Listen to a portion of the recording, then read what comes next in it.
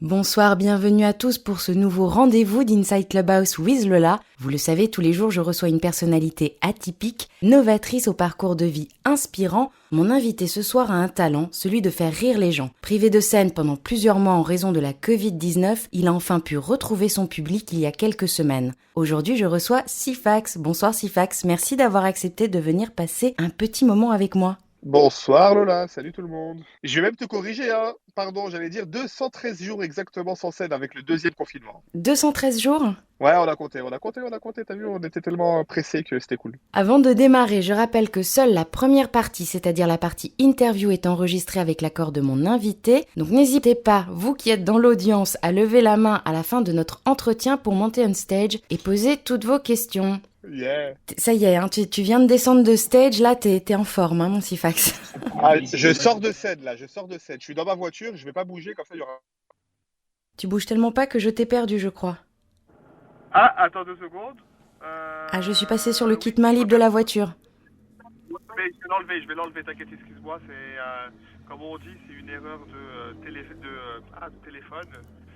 Donc hop, le Bluetooth, je vais le remettre sur les AirPods, parce que c'était bien les AirPods.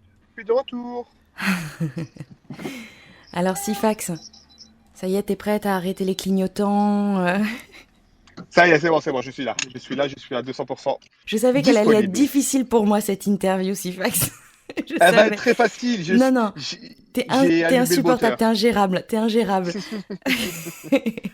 Comme sur la scène. Bon, Sifax, tu nais au début de l'année 1987, au Lila, au sein d'une fratrie de 4 garçons. Il est comment le petit Sifax qui grandit dans cette famille unie et complice ? Bah, je vois que tu es prête pour ma fiche Wikipédia, ça fait plaisir. C'est ça ? Je vais très bien. J'ai eu une très belle enfance entourée de frères et de parents somptueux et somptueuses. Et non, très très cool. Après, bon, comme j'étais le deuxième et que le troisième il est arrivé genre 1 an après moi, j'ai pas été le petit dernier très longtemps, donc j'ai pas été très gâté. Mais à part ça, tout va bien.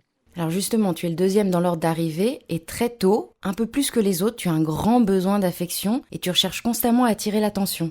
Ouais, en volant les rations nutritionnelles de mon petit frère qui avait de plus belles parts que moi. Donc c'était d'abord comme ça, après en essayant d'essayer d'attirer la galerie, mais jamais en faisant des trucs de spectacle et tout, hein, plus vraiment en essayant de montrer que j'étais intelligent. J'ai une petite anecdote hein, que je raconte très peu, mais à 3 ans, je savais parfaitement, je dis bien parfaitement lire et écrire, et genre 3, 4 ans, j'étais toujours devant des chiffres et des lettres, tous les jours. D'accord, et ça vient de quoi ? Je sais pas, il fallait que je savais qu'il fallait que je sois intelligent pour avoir l'attention de mes parents, donc j'ai été intelligent de mes 3 à mes 8 ans et après c'était la dégringolade. Et alors, justement, à l'école, t'es plutôt un très bon élève jusqu'à la 5e. Alors, il se passe quoi en 5e ? L'adolescence ? Alors presque, la 5e, je la finis parfaitement, je suis le premier de la classe, tout va bien. C'est en 4e en fait où je vais dans un collège semi-privé parce que ma mère veut m'envoyer dans une école qui cartonne mieux, enfin qui va mieux et tout. Et sauf que l'école privée, gosse un peu de riche, tout ça, je découvre la vie, je découvre des petites soirées, je découvre des sorties, patinoires, les après-midi, after school et tout. Je découvre les filles, je découvre plein de choses et ouais, du coup, l'école passe vite au second plan cette année-là. C'est un fiasco. Et ma mère me réenvoie en école publique l'année d'après. Alors, en préparant cette interview, j'ai été très surprise. Tu m'as confié qu'avec les copains, t'étais plutôt un suiveur qu'un leader. Et donc, c'est un mythe, l'humoriste désopilant qui enchaîne les gags depuis sa plus tendre enfance. Je pense qu'il y en a beaucoup. Après, moi, effectivement, j'ai toujours été le suiveur. J'ai jamais été le meneur d'un groupe. J'ai jamais été le plus marrant. J'ai jamais été le plus doué au sport. Mais j'ai toujours été un suiveur. Je disais jamais non à toute proposition. Bouger dans tel endroit pour faire ci, aller faire un sport ou un foot ou un machin de quoi. J'ai été vraiment un suiveur exceptionnel et j'ai jamais été leader de quoi que ce soit. Mais par contre, bizarrement, et voilà, mes amis d'enfance du quartier m'appellent souvent un petit peu l'escroc de la cité. C'est parce que vraiment, genre, j'étais le plus nul au foot ou presque et j'ai quand même joué en 4e division, en CFA. Pareil, j'ai jamais été le plus marrant du groupe et je suis humoriste, genre, je vis de mon métier et ça se passe très bien pour moi et je travaille avec de grands humoristes et tout et personne comprend. Mais en fait, j'ai appris que le talent, c'est une chose, mais le travail va au-delà du talent. Quelqu'un qui travaille plus, on va prendre l'exemple d'Olivier Giroud. Hein. Olivier Giroud, c'est pas le talent footballistique, mais il travaille tellement, il a une grosse mentalité que il en est où il est. Et je suis un peu le Olivier Giroud de l'humour, on peut dire ça aussi. Ouais, alors ça, tu nous en reparleras tout à l'heure. Après le bac, tu t'inscris en BTS Négociation et Relations Clientèle. Et là, tout ne se passe pas comme prévu. voire pas du tout comme prévu. Au mois de décembre, tu as une assez mauvaise surprise. Ouais, j'ai eu mon bac au mois de juillet, un petit 11,72 après l'épreuve au rattrapage. J'ai même pas dit à ma mère que je passais le rattrapage, hein, j'ai dit à ma mère direct, j'ai eu 11,72, j'étais pas loin de la mention. Au mois de décembre, j'ai reçu un courrier de l'Académie de Créteil qui m'ont annoncé qu'ils me retiraient mon bac pour suspicion de fraude. Ça, c'est quelque chose que je raconte sur scène, mais techniquement, il y avait un analbac dans les toilettes que j'ai emprunté et que beaucoup d'élèves ont emprunté du coup. Et tous les élèves qui ont emprunté ces toilettes, ils ont eu la note de zéro éliminatoire en éco droit et ils se sont fait retirer le bac. Quel connard j'étais d'avoir caché cet analbac dans les toilettes quand même. Et t'as même pas pu négocier. Non, on a posé des recours, on a même été au tribunal et tout, mais à partir du moment, ils sont vraiment stricts l'académie et la justice par rapport à ça. C'est pas comme un meurtre ou autre. Si on n'arrive pas à prouver que t'es coupable, bah t'es innocent. Là, c'est si on n'arrive pas à trouver le coupable, bah c'est tout le monde qui est coupable, tu vois. Parce qu'on pouvait tous être complices, comme pouvait y en avoir que deux, que quatre, et on est quand même 14 à avoir été destitués de ce bac. Alors c'est à ce moment-là que tu te lances sur YouTube avec des vidéos humoristiques. Il y en a même une parodie qui fait le buzz. Raconte-nous. Pardon, tu m'as dit, il y en a même une parodie, oui. Non, il ne faut pas se concentrer sur J'ai, la j'ai, route. J'ai bien compris que tu étais dans ta voiture, mais tu te concentres. Ah non, mais je ne conduis pas. C'est le réveil qui a sonné pour me dire attention Clubhouse Lola, mais je suis déjà chez Clubhouse. Donc le réveil, je le coupe. Voilà. Je ne conduis pas. Donc il y en a une parodie qui fait le buzz. Ouais, alors attention, le buzz à l'échelle de l'époque. C'est-à-dire qu'à l'époque, il y avait Dailymotion et YouTube. On est en 2007, fin 2006, début 2007. Faut savoir qu'à l'époque, il y a des mecs comme Booba, des gros rappeurs. Leurs clips, ils faisaient genre des 50 000 vues, des 80 000 vues et tout, hein. C'était pas des... Voilà, pour faire un buzz, il fallait vraiment avoir un... C'est pas comme maintenant où 1 million de vues, ça apparaît normal, tu vois. Et je sais pas si vous vous rappelez, si toi tu te rappelles, Lola, du buzz qu'avait procuré la petite Amandine du 38. Tu sais, 53 000 francs CFA, la petite rappeuse là qui de Grenoble. Totalement. Tu te rappelles de ce buzz? Et ben voilà, bah moi je l'avais parodié, j'étais Armando du 38 et du coup je rappelle donc en la parodiant totalement dans le même style que elle et je bégayais et je disais n'importe quoi. Mais sauf qu'en fait ça a fait un bad buzz de fou, on a fait presque 150 000 vues qui à l'époque était beaucoup, je précise surtout sur Dailymotion parce que les gens croyaient que je rappais pour de vrai et que j'étais vraiment genre tu sais je faisais partie du crew d'Amandine du 38. Donc en gros, quand je fais bad buzz, c'est une salve de commentaires négatifs. Ton rap, c'est de la merde. Va te faire nanana, et trucs. Et qu'est-ce que tu racontes avec ton rap? Tu crois que t'es un mec de la street? Faut savoir que dans la vidéo, j'avais deux casquettes. Tu sais, une avec la visière devant, une avec la visière sur le côté. J'avais deux paires de lunettes de soleil, une très droite et une tordue. J'étais vraiment en mode anonyme, tu vois. Pas du tout le beau gosse, le gros kéké Tunic 208 néon dans sa voiture. Et j'avais un costume, tu sais, avec une cravate parce que je sortais du travail. À l'époque, j'étais réceptionniste dans un hôtel et je sortais en costume du travail et c'était trop marrant. Donc les réseaux sociaux sont devenus incontournables aujourd'hui si l'on veut se lancer. Avec la mauvaise expérience que tu as eue, la montée de violence qu'il peut y avoir, on parle de plus en plus de cyberharcèlement. Est-ce que ton rapport au réseau a changé? Ouais, je vais pas dire que j'étais cyberharcelé. J'étais en quête de faire des petites bêtises et j'ai eu tu sais, cette petite attention que j'ai souvent cherchée. Par contre, bah, j'aurais préféré qu'elle soit beaucoup plus positive que négative. Je vais pas parler de cyberharcèlement, pas du tout, mais c'est clair par contre que ça m'a prouvé que j'étais loin de vouloir la fame. En fait, et je pensais que je voulais trop d'attention et tout, mais ça m'a fait comprendre que je voulais pas la fame. En fait, là, par exemple, si on regarde aujourd'hui ma carrière d'humoriste, je préfère 1000 fois faire des petites salles toute ma vie et en vivre, être heureux, qu'avoir une femme qui fait qu'on va m'empêcher de vivre, que je vais peut-être subir des haines sur les réseaux sociaux, machin. Je fais vraiment ça pour le kiff. Si je voulais de la fame, je serais sur TikTok, je serais partout, je me déguiserais en meuf, je ferais des chorégraphies, je ferais des playbacks, je ferais n'importe quoi, clairement pour, là, je cherche pas du tout, et pas du tout la fame. Et c'est cet épisode-là exactement de 2007, le fameux Armando du 38, qui fait que j'étais pas prêt pour ça. Et même aujourd'hui, en fait, on peut faire beaucoup d'argent et être dans l'ombre, ou on peut être très heureux et avoir une petite lumière qui est très très suffisante. Donc, je ferai des vidéos YouTube, je mettrai des sketchs sur Internet, tout ça, mais sans avoir un côté pro, tu sais, machin. Bien sûr, si demain je fais un Montreux, un Jamel Comedy Club ou autre, ça fait partie du métier. J'irai et j'essayerai de tout casser. Mais j'en ai pas du tout l'obsession. Je serai invité, j'irai. Je serai pas invité, bah, j'aurai aucune frustration ou aucune rancune. Au mois de juin de la même année, tu décides de partir pour Londres. Tu y resteras 2 ans. 2 années durant lesquelles tu tiendras un bar et tu deviendras commercial pour un tour opérateur japonais. Ce que l'on peut retenir de ton parcours, et on le verra d'autant plus par la suite, c'est que le contact humain, c'est essentiel pour toi. Ouais, toujours dans dans ce besoin de, tu sais, d'un peu de reconnaissance, d'un peu d'attention, d'un peu de machin. Je sais que je vais travailler en voyant les gens. Donc, ça aurait pu être vendeur, ça aurait pu être. Bah, j'ai choisi le milieu de l'hôtellerie, du tourisme et tout ça, hein, mais ça aurait pu être plein de choses. Et clairement, j'ai ce besoin de parler à des gens, d'être devant des gens, de sourire, de. Ouais, c'est un kiff. C'est vraiment un kiff. Je me vois jamais. Tu peux me donner tout l'argent du monde, j'irai jamais derrière un bureau, téléphoner à des gens ou écrire des mails.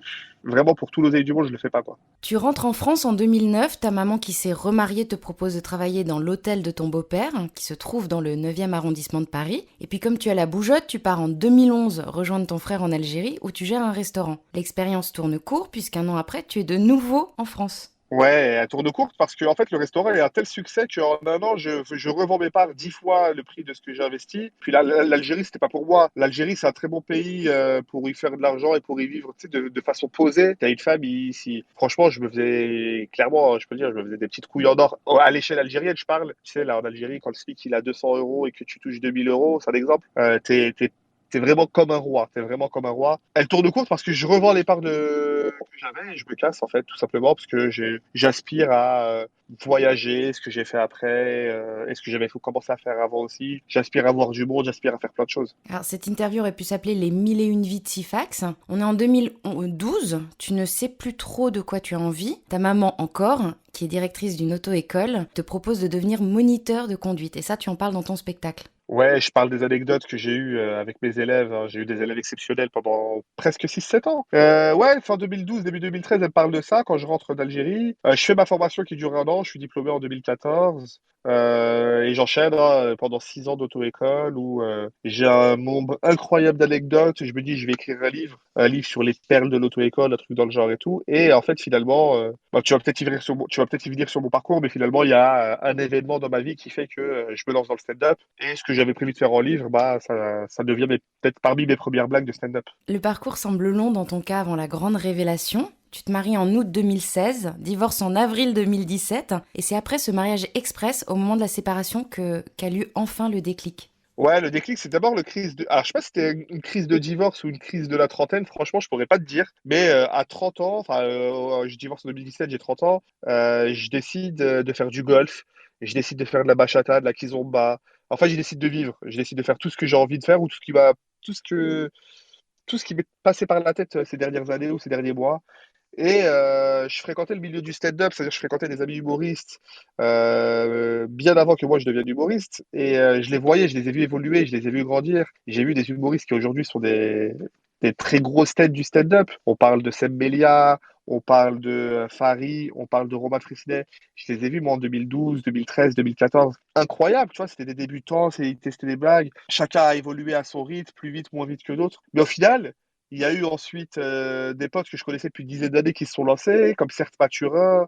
euh, et j'ai vu leur évolution et je me suis juste dit pourquoi pas moi.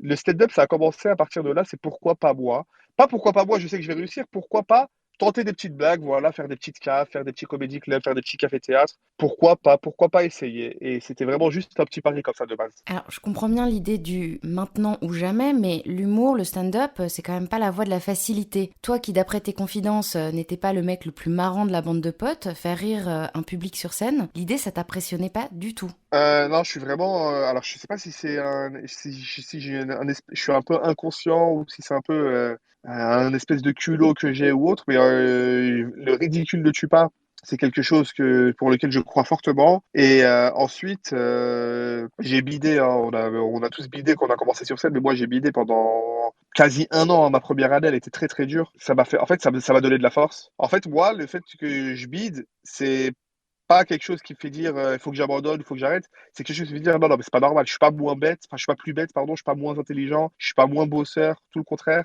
Donc, c'est que je dois m'y prendre autrement, c'est que j'aime chercher des solutions, j'aime trouver des solutions, j'aime comprendre pourquoi ça va pas, etc. J'insiste. Et petit à petit, bah, tu progresses, hein, tu deviens un tout petit peu meilleur, un tout petit peu meilleur, un tout petit peu meilleur.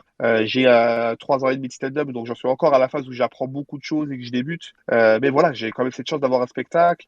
J'ai pu faire jusqu'à présent 4 dates. Je les ai toujours faites complètes parce que aujourd'hui j'ai la chance d'enchaîner les plateaux quasi tous les soirs. Et je sais que pendant 5 6 7 minutes, j'ai des petites histoires plaisent au public et qui font qu'ils ont la curiosité d'en savoir plus sur moi, donc ils viennent souvent me voir en spectacle, ou qu'ils ont envie en tout cas de me voir en spectacle. Et voilà, en fait, c'est le pari de faire toujours mieux. Rapidement, tu remplis les salles, mais contrairement à ce que tu aurais pu croire, en fait, c'est que le monde le monde de l'humorisme, de l'humour, oh, excusez-moi, le monde de l'humour ne s'improvise pas. Enfin, faire rire, c'est une vraie discipline. Oh mon Dieu, C'est une vraie discipline, ouais, les c'est ça. disciplines, yes. En fait, c'est une vraie discipline, mais justement, la première année, je l'avais pas du tout, cette discipline.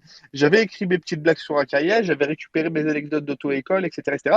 Et j'ai jamais fait un cours de théâtre jusqu'à maintenant, hein. J'ai jamais fait un cours de théâtre, j'ai jamais fait un cours d'impro. Et j'ai vraiment encore appris sur le tas. Mais par contre, j'ai été voir et j'ai été prendre conseil auprès, mais vraiment d'une centaine de personnes qui sont dans le milieu, hein. Dès que je rencontrais un auteur, dès que je rencontrais un metteur en scène, dès que je rencontrais un producteur, dès qu'il y avait des humoristes, je posais des questions, je posais des questions, je posais des questions. J'ai bouffé de la théorie, mais si je fais pas de théâtre et si je fais pas de cours d'impro et ce genre de choses, c'est pas ni par prétention ni par quoi que ce soit, c'est vraiment pour garder, et je dis bien pour garder, ce côté naturel sur scène. Quand je suis sur scène, il n'y a rien qui est joué. Je suis sur scène et je raconte des choses. Et tout ce que je fais quand je bouge, quand je fais de l'act-out, c'est-à-dire que je fais des mimiques, de la gestuelle, il n'y a rien de théâtral. C'est Sifax qui fait et rien d'autre. Et c'est pour ça, en fait, que je veux pas faire de théâtre ou d'impro. Tout ce que je fais, c'est naturel. Et je veux que ça soit naturel. Je veux être le plus spontané, le plus Sifax possible, en fait. En 2018, tu crées le Golden Comedy Club. Raconte-nous un peu. Sifax. J'étais en train de parler en but, autant pour moi.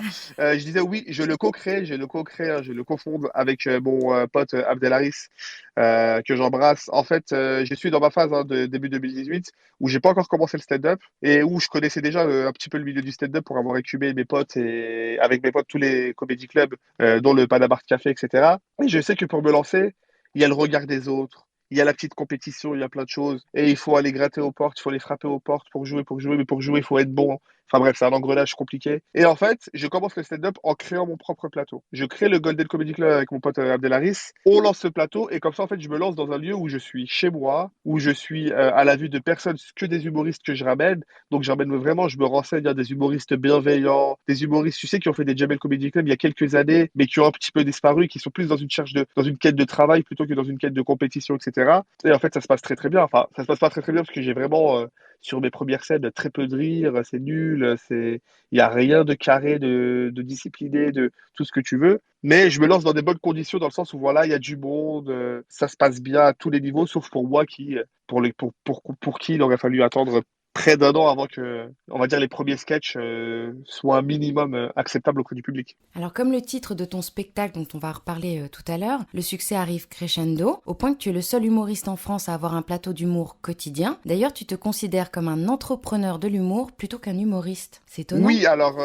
je me considère comme un humoriste avant tout, mais je me considère bien évidemment pas que comme un humoriste. Donc je suis un entrepreneur du spectacle. Donc en fait, il y a beaucoup d'humoristes quand ils débutent, mais quand je dis beaucoup, c'est quasiment tout le monde, hein, quasiment. Quand ils débutent, ils créent leur propre plateau. Tu sais, ça, c'est la sécurité pour avoir l'assurance hebdomadairement de jouer une fois par semaine, ou tu sais, un jeudi ou un vendredi sur deux. C'est pour jouer un minimum parce que c'est dur d'aller taper aux portes. C'est dur d'aller demander, eh, fais-moi jouer, eh, fais-moi jouer, fais-moi jouer. Donc quand tu débutes, il n'y a pas mille solutions. Soit t'es fort très vite, on te fait jouer, ou soit t'as ton propre plateau. Et en fait, avec ton propre plateau, eh ben, tu fais des échanges de bons procédés avec les copains. Ah, t'as un plateau, bah vas-y, viens, je te mets une date et tu me mets une date, etc., etc. Donc moi, j'ai créé mon petit plateau comme ça. Et aujourd'hui, le succès du Golden Comedy Club, hein, sur Billet Réduc, on est le plateau d'humour, on est le Comedy Club, le plateau d'humour, le mieux doté de tout Billet Réduc. Et Billet Réduc, c'est la première plateforme de billetterie en France. C'est incroyable.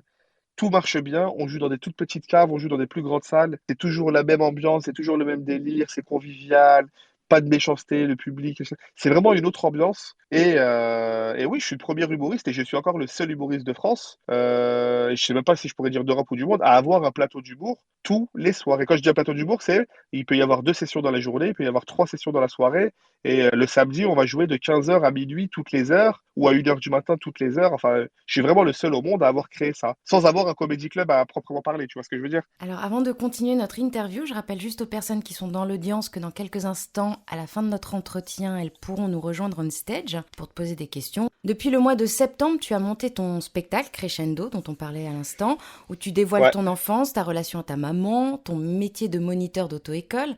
Qu'est-ce qui généralement inspire tes sketchs? ma vie. En fait, c'est très très simple. Tout mon spectacle, c'est ma vie. Et c'est ma vie avec un peu d'extrapolation, etc. Mais c'est ma vie, c'est mes anecdotes, c'est mon enfance, c'est ma vie de lycéen, c'est ma vie avec mes premières copines, c'est mon métier de moniteur auto-école, c'est mon nouvel an 2019 qui était une soirée antillaise absolument oufissime. Et c'est prochainement dans la réécriture du spectacle, parce que comme je l'ai dit, j'ai fait 4 dates entre septembre et octobre. Je l'ai lancé, mais il y a eu le confinement, donc on a été recoupé. Là, il y a une petite partie du spectacle qui va disparaître et qui va laisser place à un autre événement de ma vie.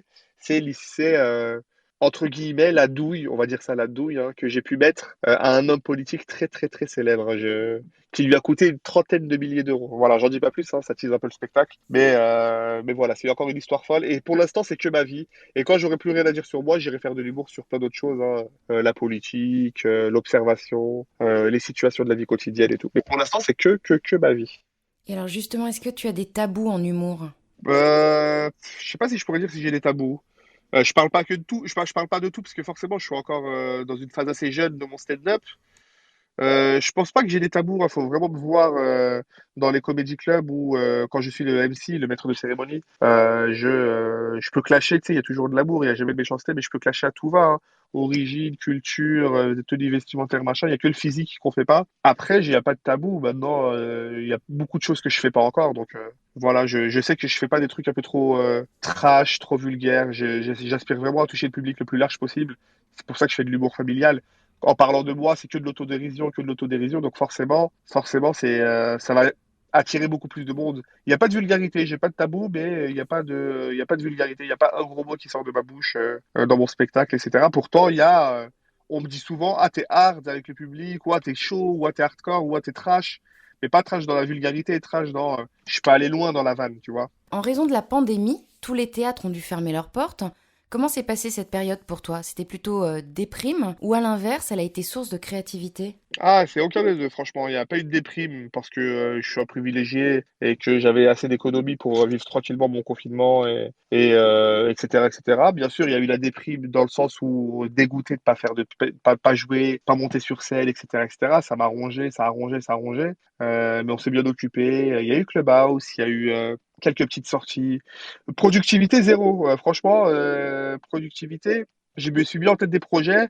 Bah, je vais les monter. Bah, d'ailleurs, je tourne quatre pilotes, hein, 4 épisodes de mon émission de télé à partir du 20 juin, là, donc dimanche 20 juin, dont Lola, tu sais très bien, on peut un petit peu le dire que tu seras l'une des chroniqueuses de l'équipe. Et donc, il va y avoir une émission de télé, donc 4 épisodes. Après, on propose ça à Kev Adams, on voit il aime pas, s'il y a moyen de vendre ça à une télé, à une radio ou à quelque chose. Et puis, si on voit que nous, on a déliré, mais qu'on n'achète pas, et ben, on continuera à faire ça, on mettra ça sur YouTube. Voilà, mon délire, enfin, mon truc, c'est vraiment de créer ce truc pour délirer, pour qu'on kiffe. Si je passe 1 heure à rigoler sur un format qui ressemble un peu à TPMP et à Click, on mélange tout ça.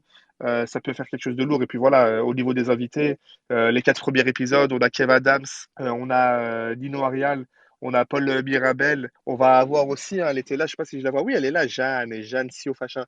Jeanne Siofachin qui sera notre seul invité qui sera pas humoriste. Mais bon, comme il y a beaucoup de choses à dire sur les zèbres et peut-être beaucoup de blagues aussi à faire sur les zèbres et sur les HPI, ça va être très drôle. Mais on va aussi surtout faire en sorte que tous ceux qui sont familiers au monde de l'humour puissent aussi apprendre ce qu'est un zèbre et un HPI. Et puis voilà, tu vois, on va recevoir Kev Adams, franchement. Qui rêverait pas d'avoir Kev Adams dans une émission? Alors depuis un peu moins de 15 jours, tu as repris le chemin de la scène, retrouvé le public. C'est impressionnant de reprendre.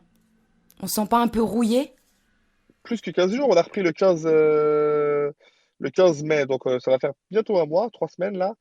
Non, je me suis pas senti rouillé. J'ai eu l'appréhension de la première, elle s'est très bien passée. Et quelques petits trous de texte, on a fait un peu d'impro, on a fait pas mal de petites choses interactives avec le public, mais franchement, ça s'est super bien passé. Et non, non, non, rien de particulier. C'est pour ça que j'ai un petit peu aussi délaissé Clubhouse, c'est que je suis absolument tous les soirs, sans exception, sur scène. Je fais 2, 3, 4 scènes par soir, donc j'ai plus l'énergie d'être sur Clubhouse, sauf si on me demande comme toi, poliment et gentiment, et avec amour et avec tout ce que tu veux de faire une room. Moi, j'ai envie de revenir sur Clubhouse. Mais comme je l'avais dit depuis le début, hein, depuis le début, je suis sur Clubhouse. J'avais dit le jour où on essaie de me reprendre, je serai sur Clubhouse soit tout en journée, genre des midi, 13 heures ou quoi, ou soit tard le soir après les scènes. Clubhouse, c'est pas quelque chose que j'arrête, que j'ignore, que j'oublie. C'est quelque chose qui pourrait être, par exemple, en complément du stand-up. Proposer en audio les spectacles qui vont être faits dans les comédie clubs, c'est quelque chose qui va se faire très prochainement. On verra si ça marche pas, hein. Un comédie club réel, c'est-à-dire il y aura le public, il y aura les blagues, les humoristes, et vous pourrez entendre ça sur audio. Et c'est parce que justement je suis pas rouillé pour répondre à ta question que je vais essayer de proposer ça. Et puis pourquoi pas aussi, hein, l'émission qu'on va faire, peut-être qu'elle sera aussi en live sur Clubhouse. Il y aura pas tout l'effet de la vidéo, mais voilà, non, on n'est pas rouillé, et au contraire, motivation de faire encore plus de choses. Donc t'as pas eu la peur du bide. Si, on l'a eu, mais je vais pas dire que c'est comme le vélo, mais franchement, heureusement que j'avais mes bases, tu vois, j'avais mes bases solides. Je suis venu avec plein de nouveaux textes, il y avait des trucs qui marchaient, des trucs qui marchaient moins, donc allez, je suis revenu sur du sûr, je suis revenu sur de la pro, de l'interaction avec le public. On a sauvé les meubles, mais en vrai, ça s'est très très bien passé. Vraiment très bien passé. Alors, on n'imagine pas le moment de solitude que ça peut être de ne pas être drôle devant un public. Pour de vrai, quand ça arrive, on remet toute son existence en question dans ces moments-là. Comment dire ça humblement? J'ai de la chance que ça arrive de moins en moins. Il y a toujours des blagues qui marchent pas, hein. Il y a des blagues qu'on teste tous les jours, donc ça marche pas. Il y a parfois des blagues qui sont très drôles tout le temps et des fois, tu as des publics qui ne la captent pas ou elle est mal faite, elle est mal dite et tu as un bide total. Non, en fait, c'est notre travail. Notre travail, c'est pas de se dire à chaque blague on va faire rigoler. Notre travail, c'est de faire en sorte que dans la généralité, il va y avoir. Enfin, le public va se dire on a passé un bon moment. Ça existe plus, j'ai de la chance aujourd'hui, ça existe plus où je vais faire 7 minutes et je vais avoir zéro rire. Si je fais 7 minutes et qu'il y a zéro rire, techniquement, hein, c'est qu'il y a quelque chose qui allait pas. Je vais pas dire auprès du public, ça peut être moi, tu vois. Peut-être que j'étais dans un coup de mou, peut-être que j'ai archi mal articulé, mal vendu mes blagues et tout et tout.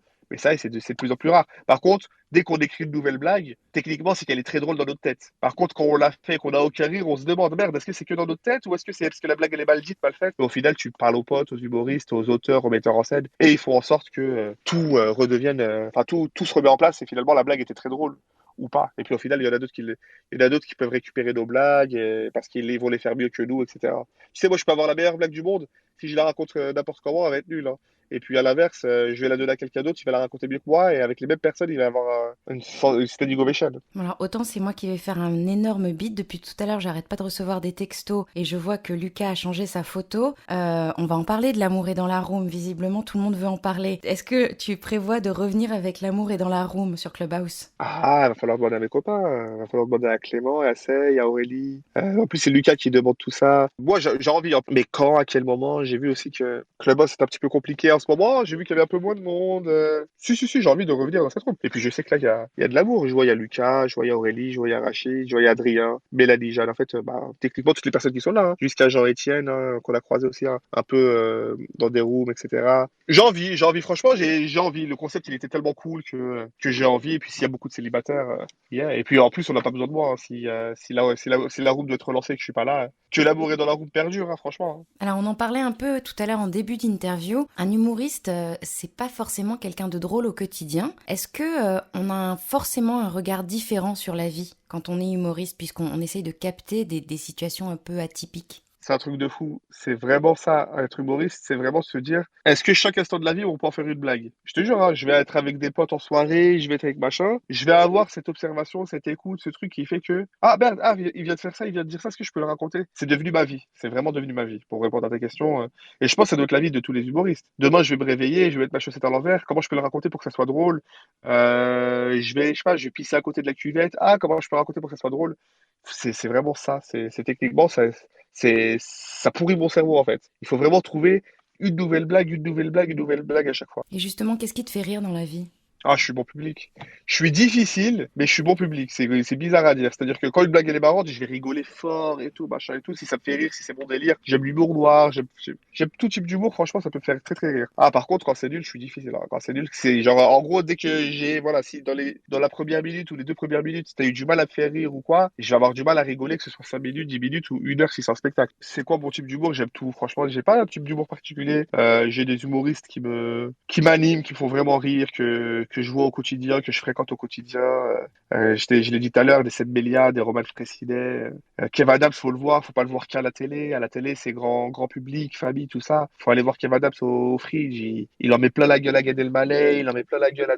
Tu sais, c'est pas du tout le même humour quand t'es dans un comédie club devant 50, 60, 70 personnes et quand t'es à la télé devant 3 millions de personnes où tu peux pas froisser les gens, etc., etc. C'est quelque chose d'exceptionnel, franchement, il en faut peu pour me faire rire. À partir du moment où c'est bien fait, tu peux facilement me faire rire. Et que ce soit en soirée ou bien si tu es humoriste. Et si tu pouvais passer une soirée dans la peau d'un autre humoriste, ce serait qui? Une soirée dans la peau Ah putain. Bonne question. Ça pourrait être Roman Frécinet, juste pour être dans son cerveau, pas dans sa peau, dans son cerveau. Ou ça pourrait être, je crois, Kev Adams, parce il vit très très bien, il vit très très bien. Il doit faire beaucoup de soirées, il fait beaucoup de teuf et il bosse beaucoup. Et il mérite en fait tout son temps libre parce que je vous jure, hein, je travaille avec lui dans le sens où je le fréquente de près ou de loin au quotidien. Je suis tous les jours en contact avec lui et tout. Et le mec, c'est un acharné.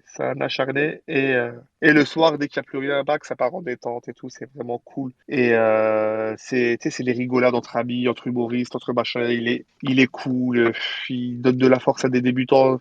Il a un comédie club exceptionnel et il va accorder à des humoristes de faire leur première scène au Fridge et tout. Franchement, c'est vraiment la belle surprise. Tu sais, quand faut être honnête, hein, Kev Adams, on n'a pas tous une superbe image de lui en tant qu'humoriste parce on va le cataloguer parce qu'il a fait de l'humour pour les jeunes, pour les ados, pour ceci ou pour cela. Mais humainement, c'est la plus belle des surprises. Franchement, avec Gad, qui lui, depuis que je l'ai rencontré la première fois il y a 3 ans au Panama Art Café et qui m'avait accordé 1 heure et demie, 2 heures à nous parler à moi et des humoristes débutants pendant 2 heures de stand-up, de conseils, de machin, alors que le mec, voilà, et il gagne je ne sais combien et il est 1000 fois occupé. Enfin, tu peux avoir de belles surprises. À l'inverse, tu vas avoir des humoristes qui vont péter plus haut que leur cul alors ils ont fait 3 bonnes scènes dans leur vie et tout. Et c'est pour ça que c'est très, très, très intéressant ce milieu, c'est qu'il y a de tout et je suis tellement ouvert, je dis tellement tout, je sais même pas si je réponds à tes questions, Lola, en fait. Mais si, totalement. La première question que j'ai pu te poser en te croisant, est-ce que ça aide d'avoir de l'humour pour draguer les filles? Ouais, clairement. Alors, je vais pas parler pour moi, je vais parler de ce que je constate en général. Clairement, hein, on le voit que l'humour, à la fin, ça joue beaucoup. On se montre, nous, entre humoristes, hein, tu sais, les petits DM qu'on reçoit. C'était trop marrant, c'était trop drôle. Là, j'espère bien te revoir un de ces quatre en dehors d'un comédie club, à ceci, à cela. Ouais, c'est clairement, ça aide, hein. Et quand tu vois les humoristes qui reçoivent ça, physiquement, tu sais, tu te retournerais pas, hein. Lola, si tu les voyais dans la rue, c'était comme Aya Nakamura, hein. Aya Nakamura, si c'est pas Aya Nakamura, il y a aucun mec qui se retourne et qui va la regarder, tu vois ce que je veux dire? Bah là, c'est pareil, c'est le succès qui te rend beau, c'est le fait de faire rire les gens qui va te rendre plus beau, plus belle. Moi, ça va, je considère que je suis un petit peu au-dessus de la moyenne quand même. Je suis pas dégueulasse, je suis pas un beau gosse non plus. Je suis pas Adrien ici présent, par exemple, tu vois, je suis pas le prototype du blond beau gosse impeccable. Mais en tout cas, ce qui est sûr, c'est que si j'étais pas concentré, moi j'ai vraiment le taf en moi, tu sais, je suis vraiment un bosseur du matin au soir, je suis entre la billetterie, tu sais, je t'ai dit, je fais tout, jusqu'à aller même placer les gens dans le comédie club, tu sais, placer les chaises, machin, tout, tout, tout, je suis vraiment pour que tout soit carré.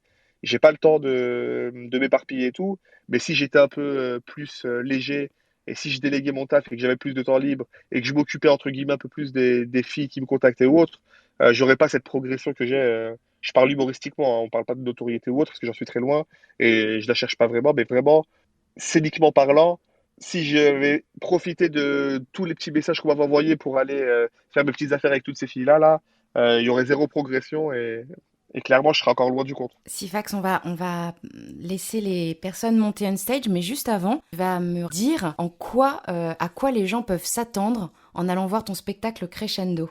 En fait, je pense que si on parle pour ceux qui sont sur Clubhouse et ceux qui sont dans cette room, bah, ils vont avoir peut-être une bonne surprise dans plein de choses parce que je me révèle vraiment, hein, je révèle vraiment mon histoire, mon passé et pas mal de choses et je parle vraiment, comme je l'ai dit, beaucoup, beaucoup de moi, c'est beaucoup d'autorision. Donc ils vont vraiment rigoler et passer un bon moment et me découvrir encore plus humainement parce qu'on m'a découvert humainement sur Clubhouse, mais je pense qu'il y a d'autres moyens de me découvrir humainement. Et à l'inverse, celles et ceux qui ne me connaissent pas auront cette surprise négative ou positive, hein, parce qu'une surprise n'est jamais que positive, n'est pas toujours que positive, pardon, auront cette surprise de se dire qu'il peut exister des personnes avec des vies loufoques, en fait. J'ai vraiment eu une vie what the fuck, j'ai envie de dire.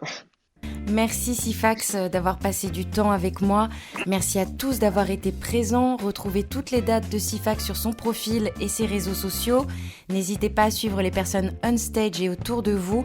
Je ne le répéterai jamais assez, l'essence même de Clubhouse, c'est l'échange et la collaboration.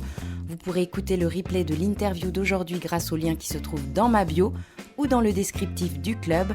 D'ailleurs, n'hésitez pas à vous abonner. Quant à nous, on se retrouve demain à 21h. Je recevrai Emma Almé, avec qui nous parlerons de mode, de morphologie et d'Almé Paris qui habille les femmes du 36 au 54. Allez, bonne soirée à tous.